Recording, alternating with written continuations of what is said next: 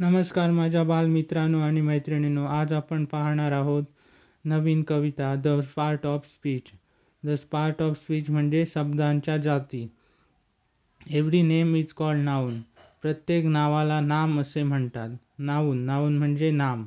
As a field and fountain, street and town म्हणजे एखादे ठिकाण, एखादा कारंजा, एखादी वाडा किंवा एखादे शहर याला म्हणतात noun. In place of noun the pronoun stands. नावाच्या जागी जे शब्दाची जात वापरली जाते किंवा नावाच्या जागी जो शब्द वापरला जातो त्याला प्रोनाऊन असे म्हणतात. प्रोनाऊन म्हणजे सर्वनाम. As he and she can clap their hands. आता ही आणि शी हे या ठिकाणी प्रोनाऊन आहे. The adjective describes the thing. Adjective काय करतं? एखाद्या वस्तूबद्दल विशेष माहिती सांगतं, त्याला म्हणतात ॲडजेक्टिव्ह. ॲडजेक्टिव्ह म्हणजे विशेषण. अ मॅजिक वॉन्ड और ब्रायडल रिंग. मॅजिक, ब्रायडल हे इथे विशेषण आहेत. The verb means action, something done. To read and write, to jump and run. Verb म्हणजे क्रियापद. क्रियापद काय सांगतं? ॲक्शन म्हणजे कृती सांगतं. रीड वाचणे, राईट लिहिणे, जम्प उडी मारणे, रन धावणे ही कृती झाली. How things are done the verb adverbs tail.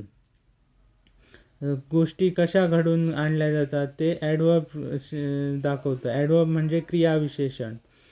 जसं की ॲज क्विकली, स्लोली, बॅडली, वेल म्हणजे क्विकली फास्ट म्हणजे जलद गतीने, स्लोली सावकाश हळुवारपणे, बॅडली म्हणजे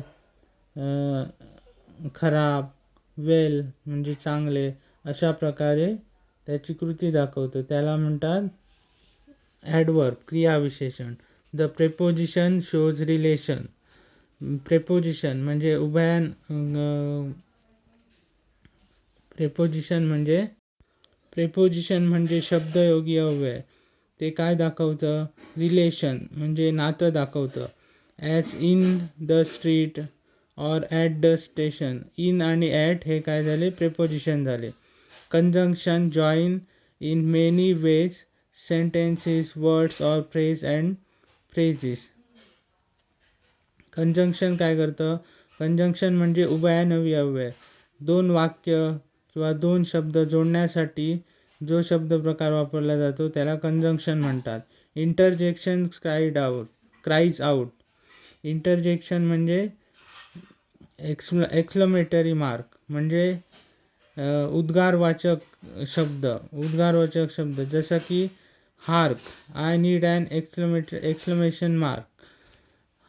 असं म्हणजे उद्गारवाचक जो शब्द आहे त्याला इंटरजेक्शन म्हणतात.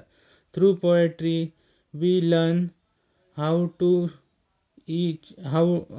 Each of these make up the part of speech. आपण ह्या कवितेतून काय शिकलो?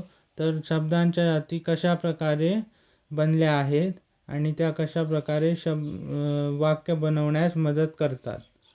तर व्हिडिओ आवडला असेल तर लाईक, सबस्क्राईब आणि शेअर जरूर करा. धन्यवाद.